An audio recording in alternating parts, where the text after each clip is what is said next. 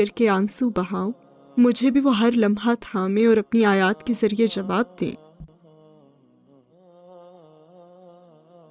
فاطمہ کے لہجے کی تڑپ اور آنکھوں کی نمی نے قرۃ العین کے ایمان میں مزید اضافہ کر دیا تھا۔ وہ دل ہی دل میں فاطمہ سے محبت محسوس کرنے لگی تھی۔